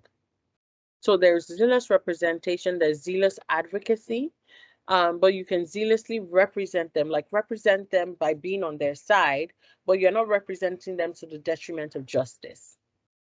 Okay. Then duties to clients, opposing counsel. Yes, I knew I was going to get there. So you don't only have duties to your clients when you're an advocate, you have duties to opposing counsel as well. And duties to be courteous, duties to be civil, duties to be respectful in court. You have duties to the court. You cannot be so upset and angry that you're stamping your foot and you're shouting in court. Duties to the other parties, the person on the other side, who's not the lawyer, the other party here. So even if they're representing themselves or they don't have a lawyer, you have to still be courteous to them. Because as a lawyer, you're a neutral arbiter and you're not expected to take sides. And you also have duties to the society. So even if you're representing your client is basically the person that's paying you, but you still have a duty to society to make sure that justice is served. If your client is wrong, it is your duty to bring your client to justice. Okay. You have to learn about what is required. I've mentioned civility to everyone involved. Document production. If your client is an organization, what are the rules around document production? If you're in court and you're advocating for a client and you have documents, do you need to declare? Yes, you need to declare the list of documents that you have. You might say that the documents are confidential, so you can't release those information unless the court requests for that information specifically. But you do have to tell them, I have this document in my file or arsenal and it exists. Because there was a case where a client went, a patient went missing in a hospital. They lost the body. And then it took 2 weeks. They found the body in an air duct, right? And then they got to court and there was no documentation. There was just an internal memo informing everyone that the patient was lost and saying that there was an investigation. And the courts were saying that this isn't ethical because there would have been an internal memo. Different departments would have written letters to each other. They would have written to the police to say that there's a patient missing. They would have been letters. So it was the duty of that lawyer to create a list and submit it and say document production. These are the documents. They are confidential documents, but this is what we're working with. So those are obligations that we have as competent lawyers and as people with integrity. So that's where all those original concepts from Section A come into play. If I'm someone with integrity and I'm a competent lawyer and I'm honest, I'm going to be able to produce documents. It might be detrimental to my client, but that is my obligation to to the courts and to the society. I'm not just obligated to my clients, but I'm obligated to everyone else as well. Okay, so and then there's a short section on trial tactics, evidence, and disclosure. It's not that much, but it's just a list. Those are bullet points. Once you have them, you can lift them from your notes and put them in the exam. You don't really have to explain them in detail because we're talking of ethics, not evidence or court practices. Witness preparation, you can't lead your clients, you can't tell them what to say, conduct and perjury, those are all basics, okay? Now that's Casebook Chapter 5, Model Code Chapter 5, Rule 3, Chapter 3, Rule 3.7, and all of that. Do we have any questions so far? Yes, no? Okay, perfect. I'm trying to shift this a little bit. Yes. Okay, so Section C goes into specific practice areas. So we've talked about the lawyer-client relationship. We've talked about the theory and ethics. Now this takes you to specific practice areas. It's good to understand it. It's good to read it. Most of it, like I said, is bullet points. It's just there are 8 points that you should know for this section. There are 9 points that you should know for this section. Understand what they mean. For example, this section of the course aims to achieve the following: to give candidates an appreciation of the range of obligations to clients, to introduce the candidates to ways in which certain roles of lawyers have specific, unique ethical and professional obligations, and examine and critique these various obligations in the context of some of the overarching principles discussed in the initial parts of the course. So the initial parts of the course are the main concepts. Client relationship, conflict of interest, confidentiality, those are actually the bulk of the concepts. Now here, they're just talking about what should I do when I'm talking to in counseling and negotiation. So what I was trying to remember when I was talking about advocacy and counseling is actually a counseling and negotiation point. So I'm going to point it out here, okay? So ethics and dispute resolution in counseling and negotiation. Now, advocacy and counseling are similar. You're counseling, you're the fiduciary, you have a power over your client, you're telling them what to say, you're following the law, you're telling them to be honest and candid. If there's any issue, you're telling them the easiest way to bring a solution. You're not telling them to draw it out for 6, 7, 8 years, 6, 7, 8 months. If there's an inroad for you to end that case, you're supposed to take it as a person or a lawyer of integrity. You cannot bluff, you cannot lie. You have to abide by the law, be a person of integrity, and tutor your client that way when you're counseling them, okay? And preparing them for court or preparing them for actions to take in a case. Now, with negotiation, of course, when you talk about counseling, you have to refer to things like when does the lawyer-client relationship come into existence? All of that comes into play. So remember how I said everything kind of intertwines or interlocks with PR? There's so many concepts that once you've learned them and created a foundation, you will always refer to them in future questions or future topics, because it still boils down to, is a client, is there a relationship? Is there information shared? Have you breached anything? What could a breach be created by? Anyway, so with negotiation, you're allowed to bluff. Now, that's the difference between a mediator, an arbitrator, and a counselor. When you're negotiating, you're trying to get the best interest for your client. So we're trying to sell a business and we're doing negotiations. I can bluff and be like, oh, we're about to sell this company next week. Or, oh, somebody was going to pay us $1,000. Or, oh, so you're allowed to bluff because you're trying to get the best for your client in that instance. If you bluff while counseling your client, it'll be seen as lying and you would have breached your ethical responsibility. Okay? So lies, misrepresentation, and misleading truths, are there differences? You can't do a lie or misrepresentation during counseling, but when you're negotiating, the word is bluff. You're allowed to bluff at the negotiation table to be able to get the best impact of that situation for your client. Okay? And then there are a host of other things. When is confidentiality important in this instance? Adversarial rules helpful? And what is collaborative lawyering? And that's when you work with everything that you have. Work with the public, work with the courts, work with all the other lawyers involved as well. So Casebook 6, Model Code, Chapter 3, 3.2, this is all listed. You have a few articles as well in optional readings and materials.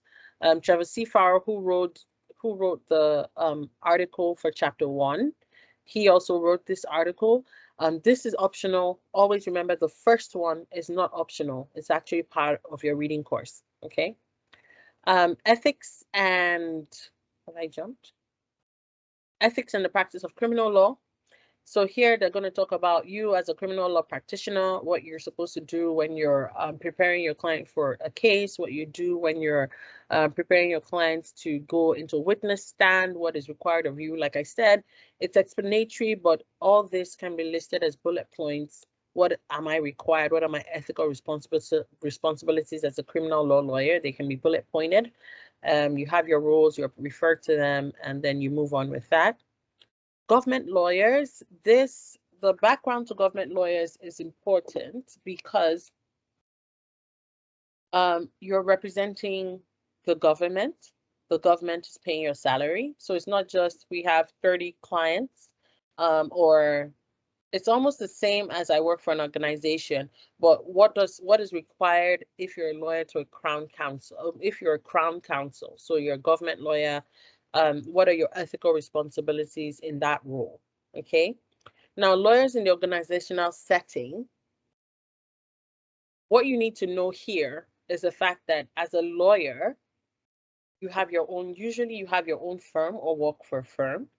So you have multiple clients.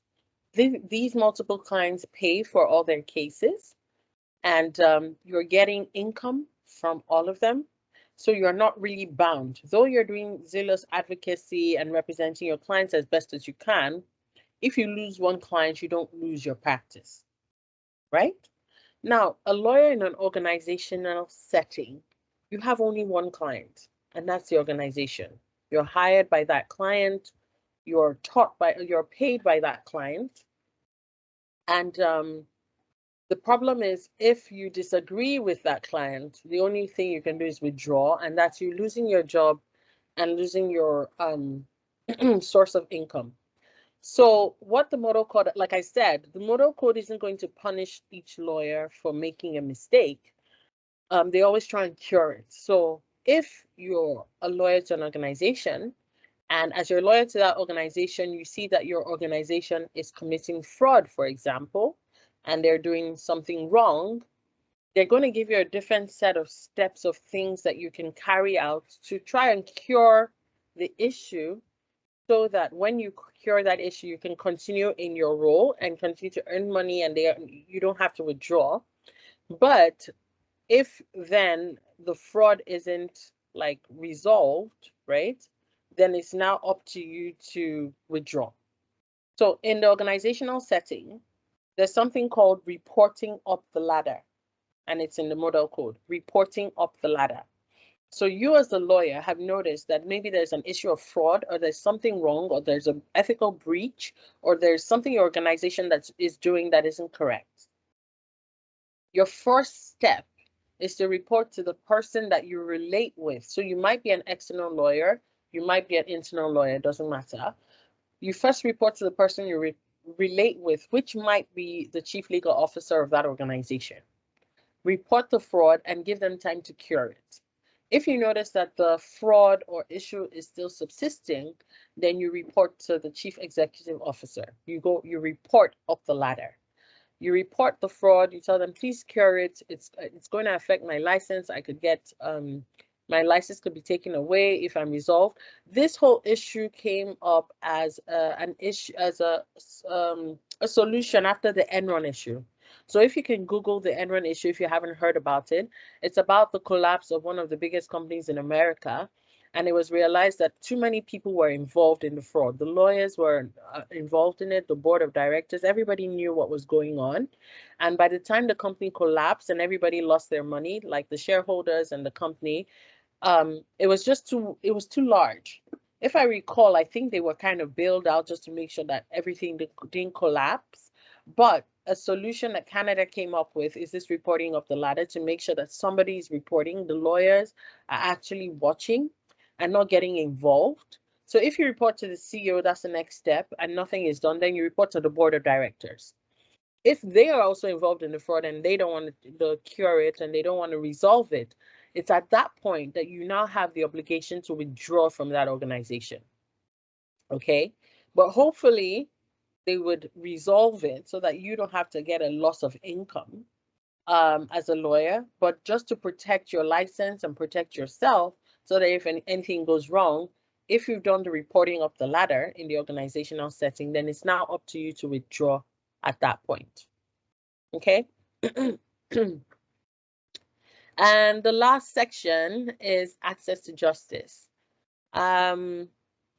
Here, what you just need to know, and what would be a really good first line if you have a question in this area, is to point out that there is a limited access to justice in Canada. There's limited access to justice in Canada. Canada has issues with offering justice to everybody and all the constituents that live in its society. And it goes ahead to explain what is access to justice. It goes ahead to explain where we first saw access to justice. So the Canadian legal laws, or the Canadian laws, are modeled after the English laws. And of course, if we've noticed there's a limit to access to justice here, it means it had already occurred in England. So there's a whole discussion about what was done when they noticed that there was access to justice and how they tried to fill in those gaps in England. Some of those things have been adopted by Canada, and that's where you now see issues of where they now discuss, for example, paralegals. Because there's limited access to justice, and you might not be able to get a lawyer whenever you need them when there's a legal issue. They've now started certifying paralegals or having paralegals handle small claims courts so that they can actually carry out some legal duties without bothering a particular licensed lawyer to carry out those little like small claims courts or little things that paralegals can actually handle. Another solution to access to justice is the law clinics, the clinics and the I think they're all called law clinics, where you can go there, get free legal advice. Those people offering the free legal advice are offering them as pro bono. Sometimes they're paid by the government, sometimes as subsidy. There's some offers of legal insurance at times where you can be paying some form of money and then get insurance when you actually need to pay for legal services. So there are remedies that the government has created. What are the role of lawyers to the profession with regards to this issues of access to justice? Every law firm, I think, has a quota for offering pro bono legal services, so that at every point people who can afford the services can actually get proper representation. Others offer their time to these legal clinics and offer their time there, so that they're offering it to case files who've been submitted to these clinics, and they're giving like legal advice and helping people and access to justice, to create more access to justice.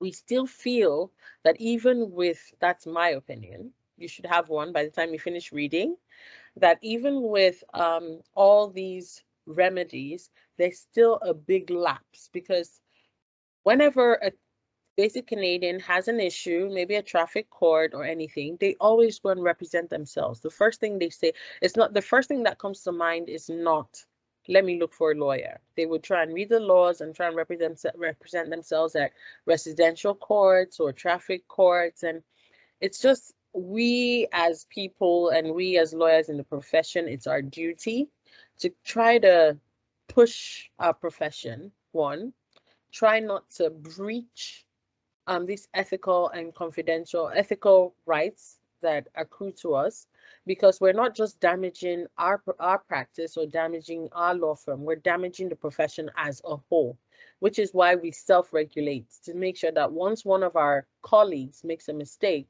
an ethical breach, the society can see that we as a profession are handling that breach and punishing that colleague, to show that they can keep continuing to give us information, they can continue to come to us to help them, to make sure that our profession grows and people have like belief in the profession. They see us as people of integrity. They see us as, oh, I can come to a lawyer and tell them what is wrong with me and I'm not going to hear about it anywhere else. There's some confidentiality and all of that.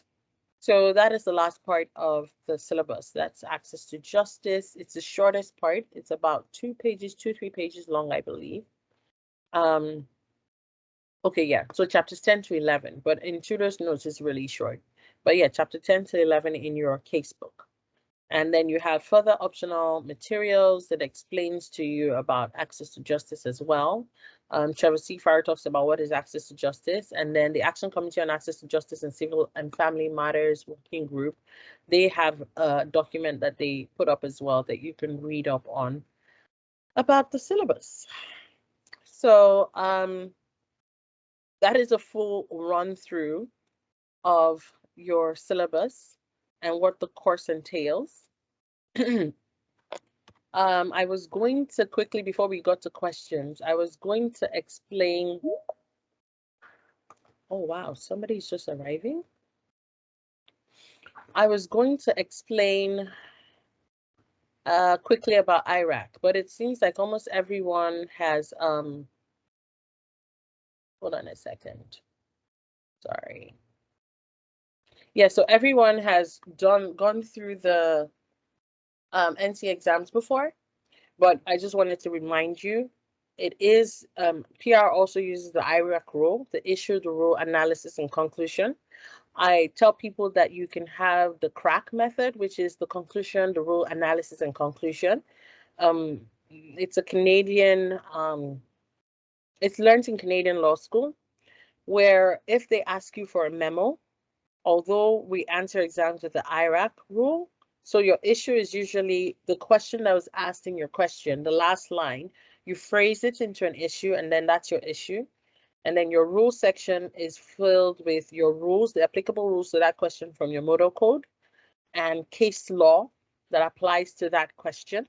Your analysis is everything I've explained to you, what you're going to say about confidentiality, competency. This is the general rule, these are the exceptions, this is a cure, and then your conclusion is your take. What am I going to say? What do I believe in? I've looked at both ends. This is what I feel is the answer. I feel that there was no conflict of interest, or I feel like there was no breach, or I feel like there could have been a breach. There's a concept that's discussed, but we've done everything that we need to check, and we checked it, and there's still no breach.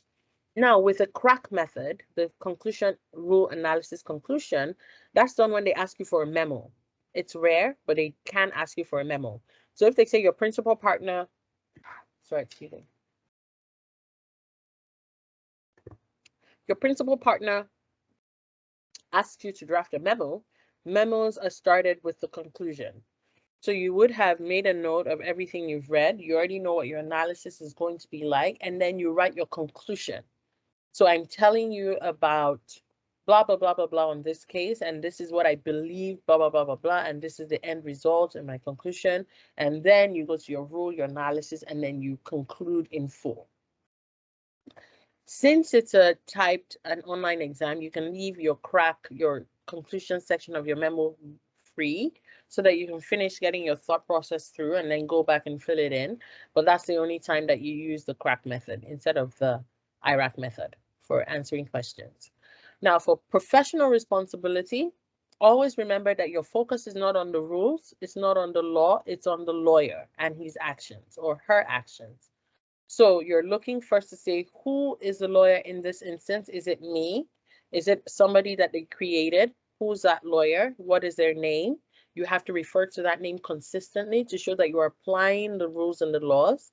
Then once you know who the lawyer is, then you can then go through your rule and your analysis. You're like lawyer Tom or lawyer Jenny, or I will be checking myself, or I will be carrying out the tests, or I don't think there's any conflict. You're checking to see who the lawyer is, what are the actions that might be ethical, what are the concepts associated with that question? Is there a breach associated with those concepts? Has that lawyer breached it? Did the question say that? What are the cures to that breach if there was one? If there was no breaches, just talk about the concept and what you know about it and then conclude. And then always support with rule and case law. So whatever rules and case laws you mentioned in your rule section, always refer to them. Like the model code in 3.4 has stated, blah, blah, blah. The model code has said that we should do this. The solutions, seeking for consent, alternative legal advice is stated in the model code, and I'm abiding by this and following the laws. So you're referring to that rule, you're referring to that case law, okay? And yeah, so we've reached the question section of the class. Who has any questions, and what would you like me to answer? Hi, Jenny, go ahead. My question is about the rule section. So when we apply the rules to the ARAC method, do we have to put like explain whole rule, like put it like whole sentence, or should we just like put it like briefly there? So to be honest, the rule section is just marked on whether you know what rule is applicable to that scenario. So rule 3.4, rule 5.6, rule 7.2. Some people go ahead and go rule 3.2, commentary 5, rule 3.7, commentary 7, but really once you've put rule 3.4, it covers that rule and all its commentaries. So you don't have to go ahead and explain. In your analysis, when you refer to Rule 3.4, you can then explain and say, oh, for example, that you shouldn't have any intimate relations also applies to sexual relations, family relations, marriage relations. Then you can explain. When your rule section, all they're looking to check is if you've put all the applicable rules to that scenario, all the applicable cases, or the cases you're going to mention in that scenario. So if you remember a case, for example, or you find one while you're doing your analysis, go back to your rule section and add that case. Okay, and for the application, is it better to put in a paragraph form or in a bullet form, like if you apply those rules? You can, Because I have seen, I went to like when you were showing the model code, it has Mhm. like so many rules and commentary and all that stuff.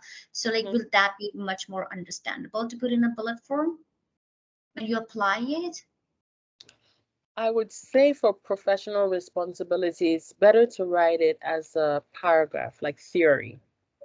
So Okay. even if I said bullet points when you're going into the exam, so if you want to write like rules of an advocate, take those 8 rules as a bullet point. It's easy to refer to it when it's written as a bullet point, but when you're writing it out, you can say the following rules are required of an advocate and you can write them out as dash, dash, dash, but it's still better if you're saying he should da da da, comma, he should da da da, comma, and you have a whole paragraph and they know that you've explained what that is. You might not have things that it's direct, so you might not have a lot to explain, but you're able to write it in a paragraph format.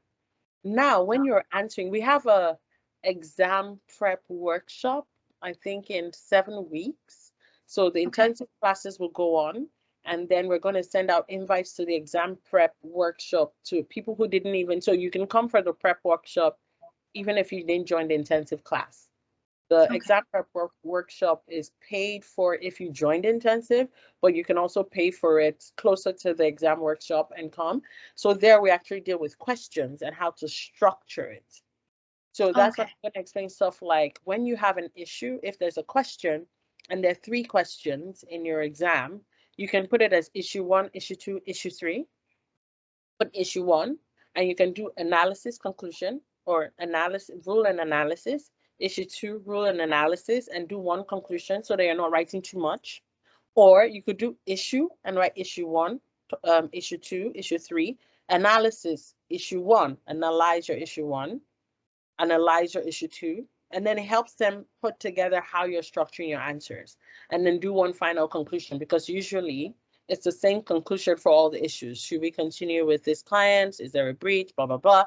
So having many conclusions doesn't really work, but you can break it up into different issues so that you're not forgetting an issue. If you listed it, then you know you have to answer it as well and discuss it. Yeah. Okay. Okay. But then at the exam workshop, everybody's read, you've gone through the material. It's easy to then reference things and be like, okay, so I've read this now, so how do we apply it? So I try Yeah. not to talk about like the exam structures in the introductory, but I'm giving you like tips for now. Okay. Thank you. You're welcome. Patricia, did you want to ask a question? Not at all. Okay. Do we have any other questions? Okay, go ahead, Dave. Should I unmute you? Okay. Yeah, am I audible now? Yes, you are. Yes. First of all, I'd like to congratulate you for this brilliant lecture. It was so well comprehended, and we did receive it very well. So my question would be with respect to every chapter and every heading in the section that you discussed, and at the end of it, when we spoke about the readings, and we said that this is the chapter number and this is the case book. So just correct me if I'm wrong, because the case book, is it not the same as the model code? Oh, Is it so when something they else? say the chapters, they're talking about this book, the Oh, that Alice particular. Wooley textbook. So they'll be like chapter 2, chapter Got it. 3, and then the model code, it will say rule 3.4. That's the model. Yes. Yes. Yes, because they're also bifurcated within the chapters. That's what I see in the Yes, PDFs. exactly. Great, But great. most That's people, I know they have tutor's notes. So your yeah. tutor's notes won't follow the chapters, but they would title it conflict of interest, Mhm. confidentiality. So it's the same reference. Fair enough. Thank you Yeah, so much. That was perfect. Perfect. Any other questions? No, yes? So it's such a good course that nobody has questions. I just wanted to find out if the exam workshop is paid for. Yes. Yes. So I don't recall because that's handled by admin, but I think the exam workshop is either $50 or $70. So the introductory class is free. Then we have the 5 weeks of intensive class. Then we have the exam workshop. So when you pay for intensive class, your exam workshop is your 5th class. So it's part of your payment. But if you're not part of the intensive class, then we offer it up, I think, a week or two before the exam workshop. We send out emails and then you can actually register to join for just that class. And everything that's dealt with there is just the exam prep, exam structure, questions, and all of that. Okay. Okay. Okay, I was going to show you the difference between the modal code because I always get questions after I refer to our modal code and then people are like, I don't really understand why it's different. So I will try to show that to you. So it's not a framework. People like having frameworks like this is a question and this is an answer. We don't do frameworks because we're not the markers. So when we give you a framework and you go into the exam, we can actually tell you this is how it should be answered. We can tell you what we want you to put in the exam and make suggestions to you, but we don't want an NCA guides framework circulating. So what the best way we could do that, let me try and find the index for you and just show you how we say that helps.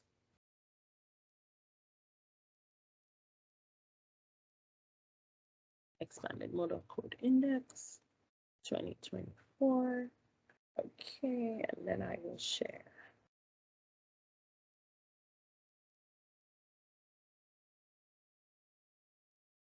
Okay. Let me see if I can put it on my big screen. Okay, so what we noticed is, like I showed you, the model code itself, it doesn't have the rules listed, so it wastes a lot of time.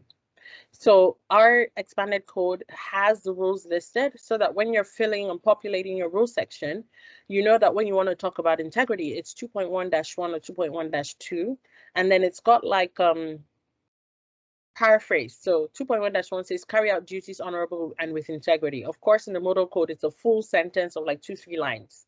But here, at least you're able to reference it for your exam. So this goes all the way from 1.1. So even 1.1, I mentioned that 1.1 is a definition section, and then integrity, then competence. So in the model code, all you see is competence, definitions, and competence, but actually definitions is 3.1-1, 3.1-2. So this way, while you're populating your rule section, you read your scenario, then you can scroll through this to be like, what are the rules that apply to what I'm about to discuss?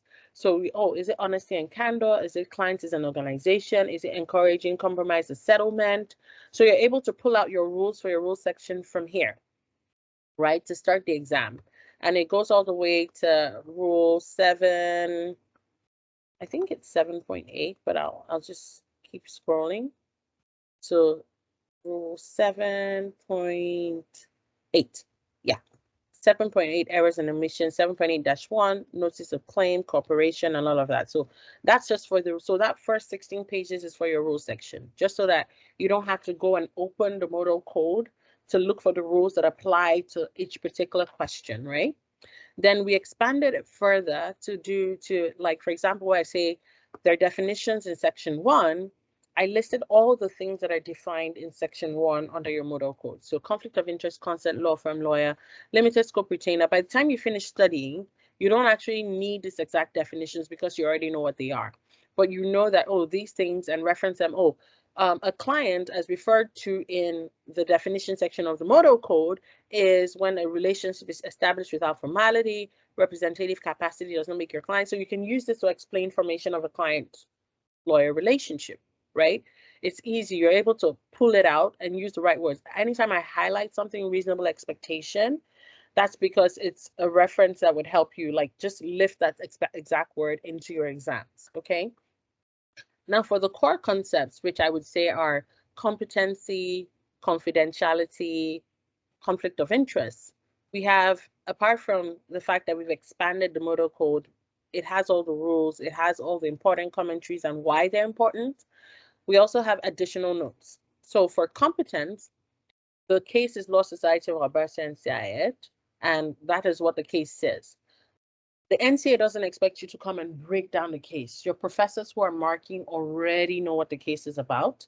So they just want you to say, oh, a lawyer cannot take a case which he does not have competence. That's the sentence. And where is that stated? Law Society of Alberta and CIED. If you had written that in your, or hadn't written that in your rule section, you can go back now and add that case to your rule section. But in your analysis, you can actually list it.